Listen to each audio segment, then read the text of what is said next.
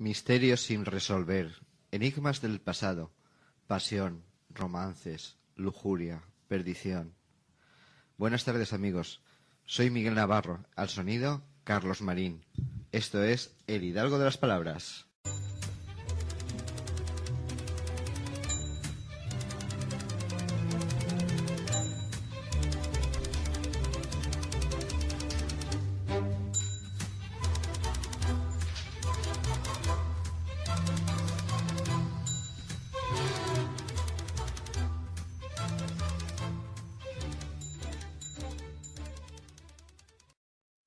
Este libro desvela la existencia de una carta del rey Alfonso XII dirigida a sus hermanos Puig Romaguera, hijos de Federico Puig Romero, que el 22 de junio de 1866 es asesinado bajo circunstancias encubiertas por el Estado del que era reina Isabel II, madre de Alfonso. El pasado de la familia de Federico junto al rey Fernando VII pesaba demasiado. Hermanos comunes de Federico e Isabel II, nacidos de la unión entre Fernando VII y la madre de Federico. Y unos hechos que era imprescindible ocultar para la dinastía Borbón.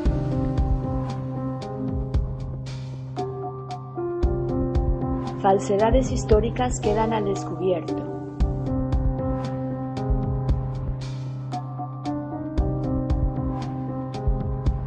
En 1873, la rememoración del asesinato de Federico y otros oficiales de artillería da pie a la Primera República.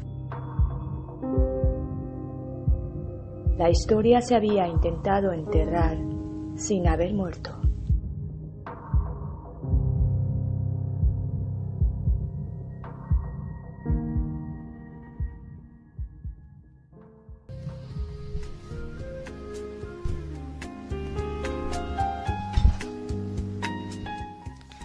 Impresionantes, Jessica. Impresionados nos deja también María Nieves Michavila Gómez. Hola. Hola. Nacida en Sagunto, Sí, sí. licenciada en Informática por la Universidad Politécnica de Valencia, diplomada en Ciencias Matemáticas, estudiante de Ciencias Físicas, Sí. En la UNED, si no me equivoco, Sí, ¿no? en la UNED, exactamente. Pero además, escritora e investigadora. Buenas tardes, que lo hemos mencionado. Me has dejado impresionado, también me deja este libro, Voces desde más allá de la historia. Sí. Antes de hablar del libro, te voy a hacer una pregunta. Dime.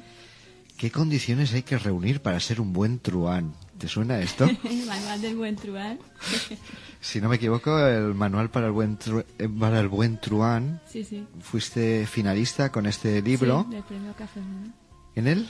En el premio Cafemón. En el premio Cafemón. Sí. ¿Qué era, novela?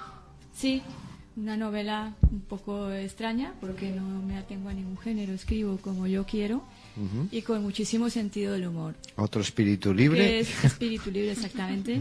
Y el humor es que forma parte de mí. Y es algo totalmente opuesto a lo que es Voces desde más allá de la historia, que es un libro de investigación y que trata un tema muy dramático, muy fuerte. Pero bueno, de Buen Truán, pues es algo muy divertido. Es como ver la filosofía vista desde el punto opuesto al corriente, ¿no? Como aprender a ser un hombre de mal provecho. Como aprender a ser un hombre de mal provecho. Oye, Carlos, ¿qué programa tenemos hoy? Ahora no me van a comprar el libro, ¿eh? No, sí. No me van a tomar en serio. Sí. María Nieves, ¿no publicaste publicaste la novela? No. La ¿Por de qué? Manual de Buen Truán, no. Pues es interesante. El título por lo menos nos deja así, nos Sí, despierta. la verdad es que lo tengo pendiente. Y ya lo haré. Además, Lo que siendo pasa- finalista es un buen puesto, ¿eh? Pero cuando opté a este premio, yo ya estaba en la investigación de esto, inmersa. Entonces, todo lo he centrado en este libro. Años de trabajo, de investigación, y esta, pues digo, ya vendrá. María Nieves, Sí. catarsis. ¿Qué es para María Nieves catarsis? ¿Qué relato ganó el premio? ¿Eso no era un concurso literario? Sí. ¿De relatos? Sí, te sí, presentaste. sí. Uh-huh. ¿Qué relato presentaste? Pues era también un poco de humorístico también. Todo lo que presentaba en relatos era humorístico. Era de un tema de bastante surrealista. Sí. Porque, y una pregunta, y aquí tenemos un psicólogo ahora con nosotros. ¿Cuál es la última terapia para un psiquiatra? Terapia de suicidio, claro. Ya con eso ya acaban todos los problemas. Antonio, aquí es un peligro hoy. Hoy es un terapia de un suicidio. Terapia de suicidio para un psiquiatra. Que ese fue un soliloquio teatral. Lo tengo que leer, ¿eh? Que es muy breve porque es un concurso de microrelato del Garzón Céspedes. Que obtuve ahí un premio. Y además breve. Pero, año 2010, ¿no? Sí, 2010, en febrero. Bueno, vamos al presente. Uh-huh. Voces desde el más allá de la historia es tu primera novela. No es novela, es un ensayo. Es ensayo, sí. no llega a ser... Vale. Lo que pasa es que está narrada muy... Exactamente, está la narrativa hecha de forma que sea ameno. Uh-huh. O sea, es un ensayo, historia... ¿Te gusta la historia o esto es una motivación personal lo que Fue mueve? Una motivación personal. ¿Cuál? Uh-huh. Empezamos ya. Pero ¿quién oye, esta tarde está muy indiscreto tú. ¿Verdad que sí? Es que esta tarde aquí yo pregúntame. Vale que yo diga que vengo del bacalao, pero...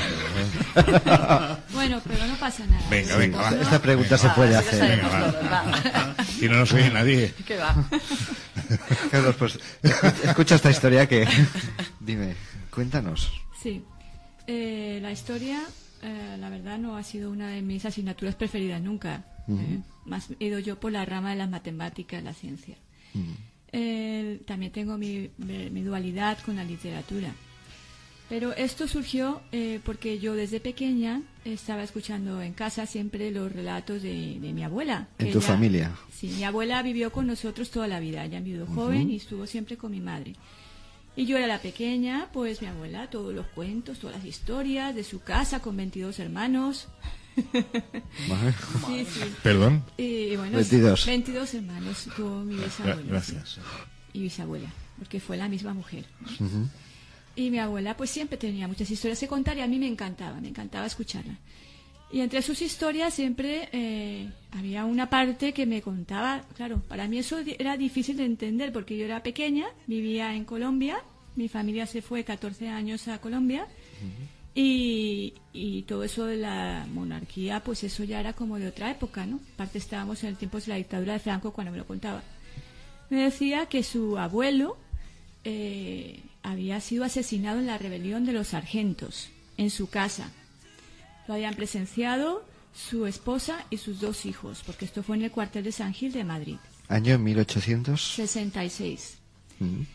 Esto fue una sublevación que iniciaron los sargentos de artillería para derrocar a Isabel II. Y en esto interviene mucha gente. Bueno, esto ya es mi investigación, ¿no? Lo que me contaba mi abuela era una cosa muy breve, que había sido asesinado, había entrado a su vivienda y no pudo defenderse. Lo escucharon todos los hijos y la esposa, que estaban escondidos tras una puerta que protegió el asistente de que entrasen... Sí, para que no los mataran porque también amenazaban con matarlos. Uh-huh. Y no le dieron el tiro de gracia porque dijeron que había sido muy bueno con ellos. Bueno, ese era el relato que tenía de mi abuela. Y esa historia a mí me estremecía porque cuando lo escuchaba yo me imaginaba... Bueno, y a partir de ahí empiezas a investigar. Sí. Vale. Uh-huh. ¿Y esto lo has plasmado ahora en la editorial Incipit? Incipit Editores, que pertenece al grupo de La Catarata también. Vale. ¿Por qué lo has publicado en esta editorial? ¿Qué te ha ofrecido la editorial? Más o menos, cada editorial tiene unas características, un buen trato, una mayor difusión. Sí, ¿Que te ha gustado por algún motivo especial? Sí, me ha gustado primero por cómo me calificaron mi obra, cómo les pareció interesante lo de la historia que yo intento sacar. Por cierto, está aquí una cosa un poco indirecta, Jessie.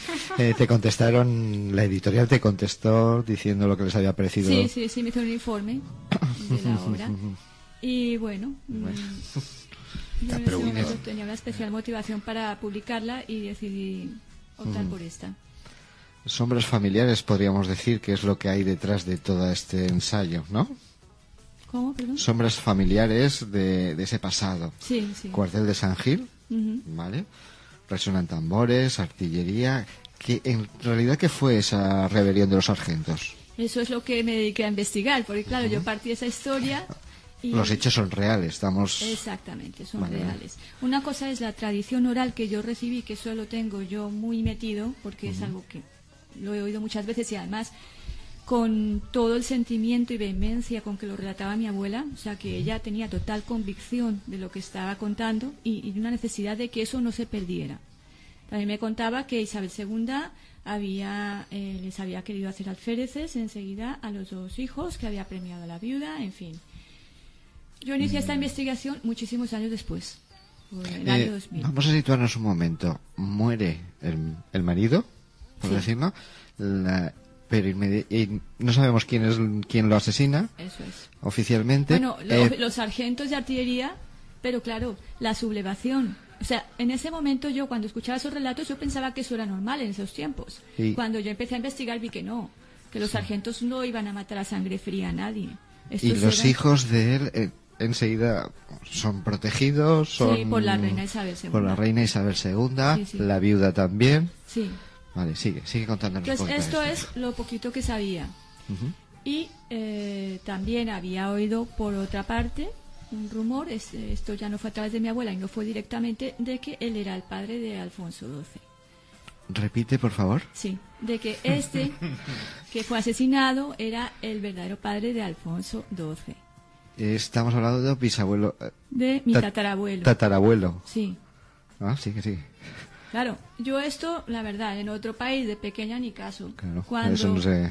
Ya empecé a investigar por otras historias que no vienen aquí al caso, no estaba ya mi abuela para hacerle preguntas, entonces le hubiera dicho, bueno, ¿y esto qué tal? Pero ya no estaba. Así que empecé a hacer una investigación seria para intentar averiguar las dos cosas y sobre todo, para mí lo más importante era determinar si existía una relación entre esa paternidad, caso de que fuera cierta, y el asesinato.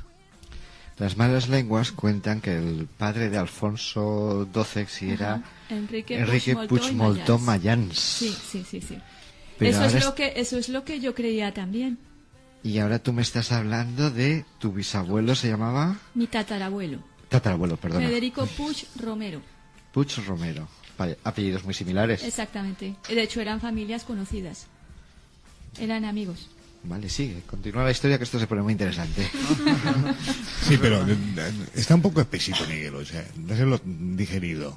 Que estás espesito. Sí. Yo quiero que me lo desgranen hoy todo. Venga, continúa. Bueno, para eso hay que leerse el libro. Bueno, claro. Muy importante. Es muy difícil resumir algo que es una investigación exhaustiva. Sí. Que yo he intentado hacerla amena y ágil para que el lector pueda digerirla. Las fuentes que has ido investigando, oficiales todas. Sí. He recorrido archivos de toda España. Y libros, bueno, la primera investigación que hice, si te cuento ya cuál fue mi proceso, fue intentar averiguar si el apellido, porque solo sabía que mi tatarabuelo era Puig, pero no sabía el segundo. Intentar averiguar si era Moltó. Yo pensaba, si es así, entonces, fíjate si estaba convencida por lo que venía escrito en los libros. Pero cuéntalo justito. Vale. Que si no compran el libro. Pero no, espera, claro. que sigue más, que esto tiene más, porque, digamos... ¿De dónde era el origen de tu tatarabuelo? Mi tatarabuelo era hijo de... ¿Era hijo de quién? De otro militar. ¿De otro militar? Y un militar que se casó con una mujer muy bella, que mucho más joven que él, y que luego, en un momento determinado, en 1815, se interpone Fernando VII en el camino de esta familia. Y entonces viene todo el desastre. Carlos, ¿qué te parece? No necesitamos las seriales americanos, ¿eh? No me lo imagino, pero ya sé por qué se mete el colega por en medio. O sea, vamos a ver. Es que los institutos primarios son muy Luego malos. Luego me dices a mí de los entresijos y los carnales y todas estas cosas, Bueno, y luego te das cuenta que la realidad supera la ficción en todos los sentidos, Jessy, cuando estabas hablando de los personajes de la Biblia, he mencionado Betsabé por algo especial, que ahora nos explicará Mari Nieves por qué Betsabé. Es que no la estamos dejando, pero es que... Habla. Bueno, esto lo ha sacado de mi blog. Pues empezamos por aquí. Vale, por supuesto, os recomiendo leer su blog. Porque esto no viene en el libro. ¿Ya? Uno tiene que investigar. Claro. Es que Miguel, ya a diferencia mía, obviamente, hace que yo llego deberes. 5 minutos antes, Miguel hace los deberes muy bien hechos. Sí, lo investigo todo. Sí, Dime. bueno, escribir Betsabé es un personaje bíblico que Gertrudis, que es la madre de Federico Puig Romero, pues guarda muchas similitudes con este personaje. La historia bíblica, no sé si tú la sabes, es que su marido era Urías y el rey se enamora de Betsabé. Entonces manda a Urías, o sea, y la deja embarazada. Manda a Urías lejos para que muera, para que pase desapercibido su asesinato, incluso mueren otros también, para que pase desapercibido, y se manda un correo falsificando las circunstancias de esta muerte. Y ella pues ya se va con David, con el rey David a palacio. Bueno, luego ya el hijo de Salomón, el rey Salomón. Y entonces, en tu opinión, entonces, esta historia sigue la misma... Se guardan demasiados paralelismos. Gertrudis se queda embarazada estando su marido ausente, y al poco tiempo de quedarse embarazada, Vicente Puig, que es su marido, Vicente Puig, muere en circunstancias tan extrañas que se requirió que se falsificara su defunción, como lo demuestro. La defunción y que hasta se ahí puedo leer. Y hasta ahí puedo leer. No, que aún nos va a contar más cosas. Sigue. Sí, bueno, sobre Gertrudis. Sí, entonces Gertrudis pasa a ser azafata de la reina cuando todavía no había reina. Vale. Carlos, que hoy te sorprende la historia. No, y me entretiene muchísimo. Sí. La reina María Isabel de Braganza, que es la segunda esposa de Fernando VII, es la que sería nombrada Gertrudis azafata. Muy bien. Y si estando embarazada, pues es nombrada azafata. Con esta reina se casa en septiembre. Vale. ¿El hijo es? Pues del marido no. Sí, pero el hijo es el que estamos presunto. Sí. Presunto. Todo esto es presunto. Se llamaba Gertrudis también. ¿Cómo se llama el niño? Gertrudis, es una niña. Es una niña, sí, vale. Como la madre. Que sería hermanastra del militar que estábamos hablando antes. Sí, exactamente. Vale, ¿estamos componiendo, Jessie, la historia? Sí, no, yo la entiendo perfectamente. Vamos. Vale, y este militar cuando crece, ¿se se vincula también con la familia real por casualidad? Eso es lo que se deduce de que exista una carta de Alfonso XII dirigida a sus hijos, a los hijos de Federico Puig, y se dirigía a ellos como sus hermanos. Como sus hermanos. Carlos. Que yo no salgo de mi asombro ya. O sea, no salgo de mi asombro de lo que se repite las cosas a lo largo de la historia. La relación, según tú, María Nieves, entre Federico Puig y Alfonso XIII, ¿qué relación existirían entre los dos? Alfonso XIII. 12, perdón. 12. Federico Puig, bueno, vamos a ver, es que hay dos Federico Puig, entonces vamos a liar. Exacto, sí. Vamos, que nuestros oyentes... A ver, Federico Puig Romero es el protagonista de esta historia. Vale. El que fue asesinado en esas artillería. circunstancias, y esto fue asesinado en 1866. En 1857 nace Alfonso XII y se corrió y se hizo expandir al máximo el rumor de que el padre era Enrique Puig Moltó. En realidad, el rumor inicial era el oficial Puig. Si añadimos Moltó, nos queda más fácil de camuflar que fuera Puig Romero. Que fuera Puig Romero. Vale. Entonces, Alfonso XII es presuntamente, de acuerdo a todas mis investigaciones, hijo de Federico Puig Romero. Tú lo ves, abuelo. Sí. O sea... Lo de reina O era sea, por que ahí. Y a su vez... Ya sabes por qué decía reina, pero lo de reina ya lo sé. Estoy al lado de una reina. Tío abuelo de aquí, esta señorita. Sí, señor. Joder, esto ya parece como mi pueblo ya cuando estamos buscando los parentescos. Te puede volver loco. Pero obviamente esto tiene mucho más intríngulis, tiene mucho más sabor. Sí, esto mucho tiene más...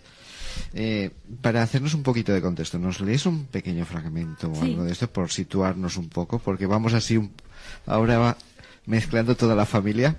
Ajá. Y sí. Bueno, he seleccionado para leer de cuando ya Alfonso XII ya es rey, o sea, en 1875, porque sabemos que Isabel II, su madre, salió de España en 1868. 2 años después de ser asesinado Federico Puig Romero.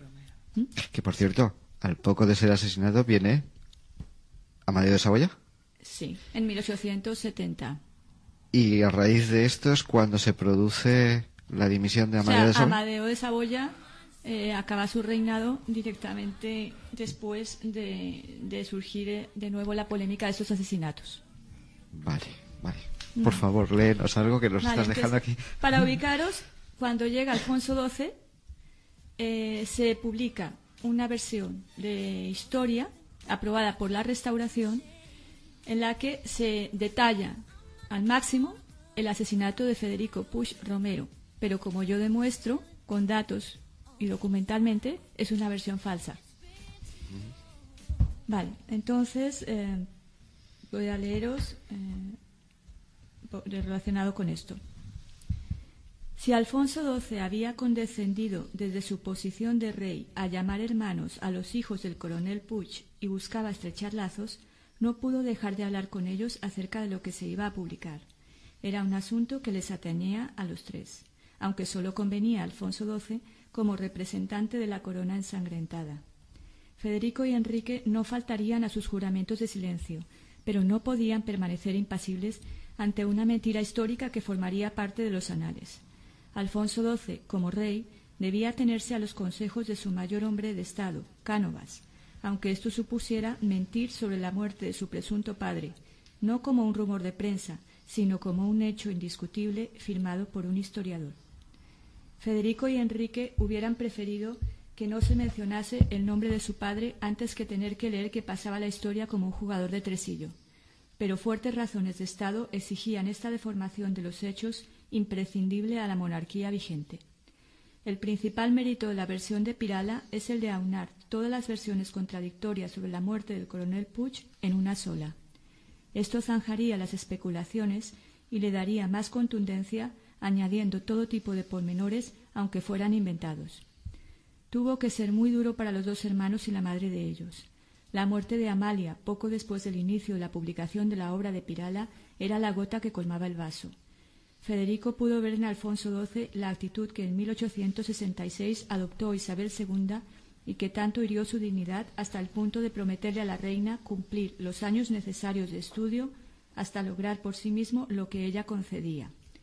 A los 13 años y en un momento tan grave en que faltaba el padre y dependían enteramente de esta señora, no tuvo reparos en desdeñar los ofrecimientos de la soberana, porque no quería regalos especiales bañados en sangre.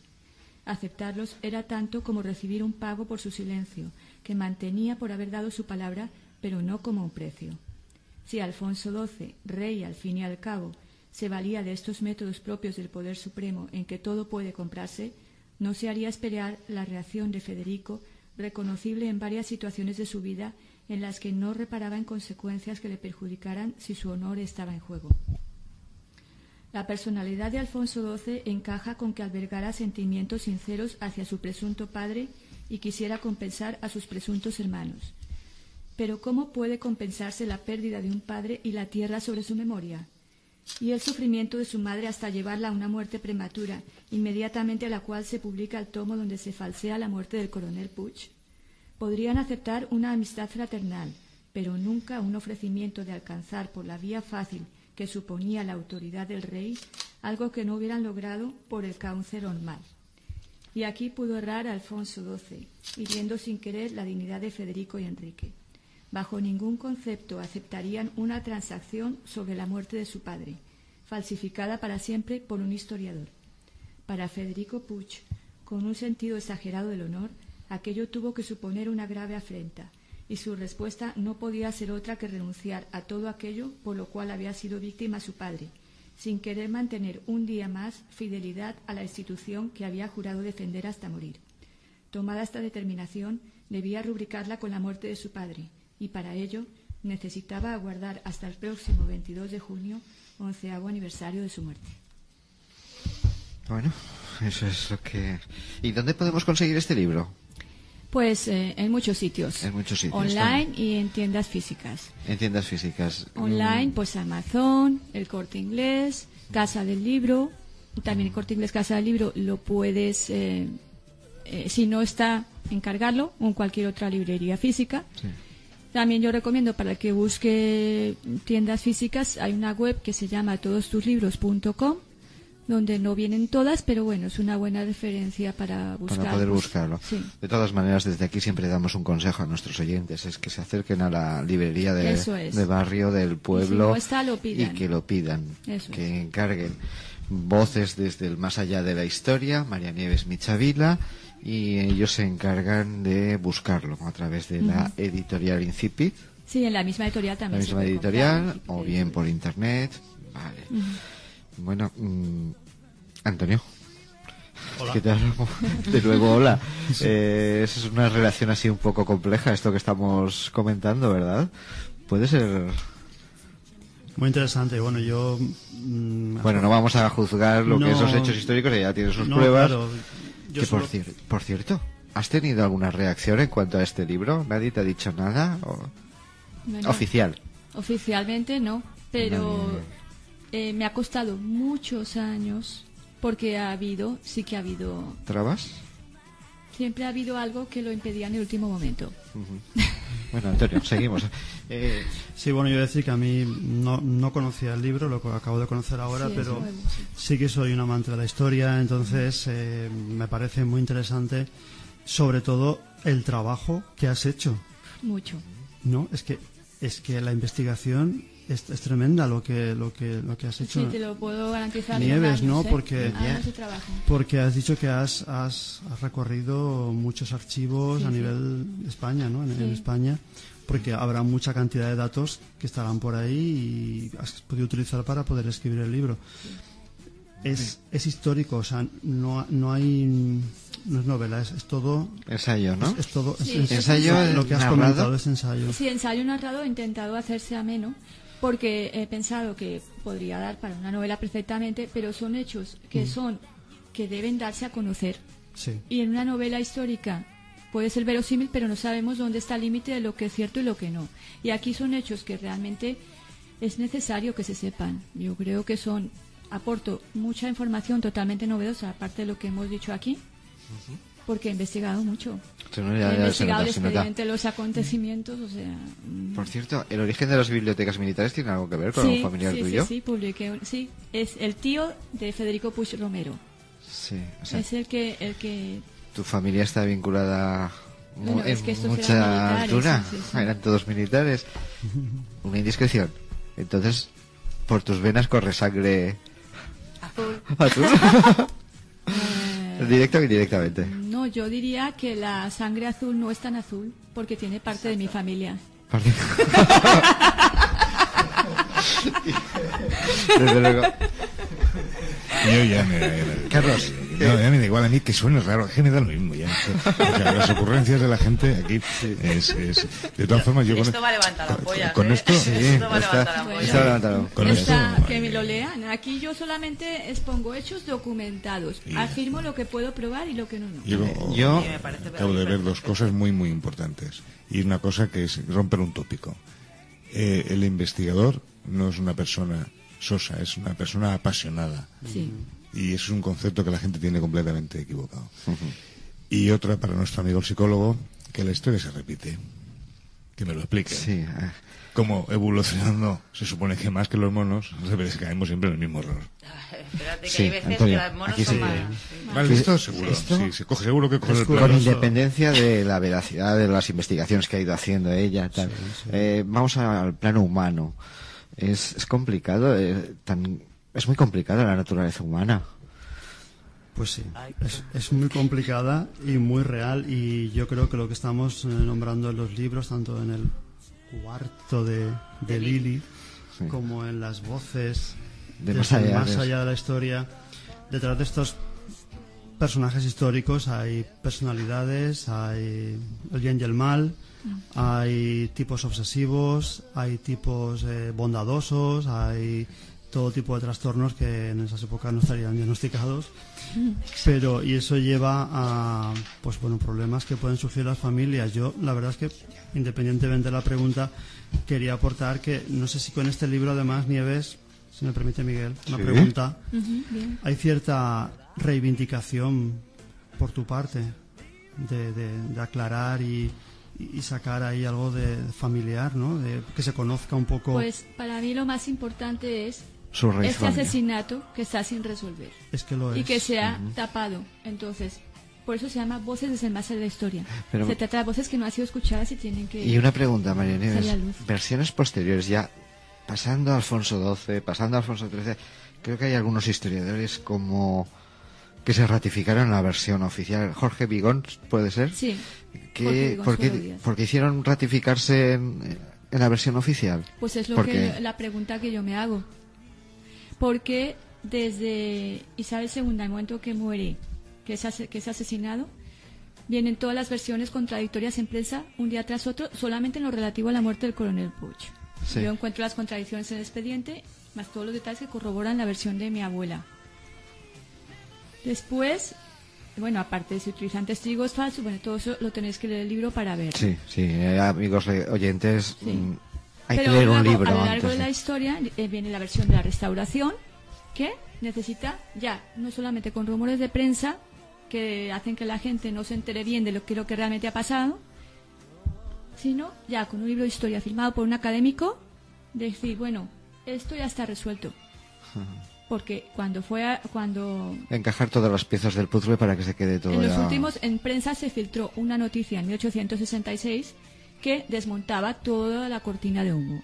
Entonces, en ese momento es cuando es necesario que el gobierno tome medidas y hay que fusilar rápidamente, hay que cerrar este caso y se fusila a un asesino.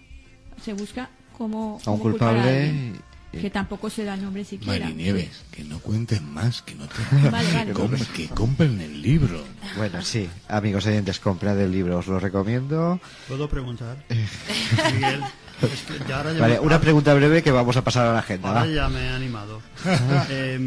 ¿Cuánto tiempo has tardado en escribir este libro? Porque esto, yo que también escribo, sé que cuando hablamos No es fácil, de investigación, no sé si puedes orientarnos el tiempo Pues que mira, has empleado en escribir este libro. No es en una sola vez porque ha habido fases, ¿vale?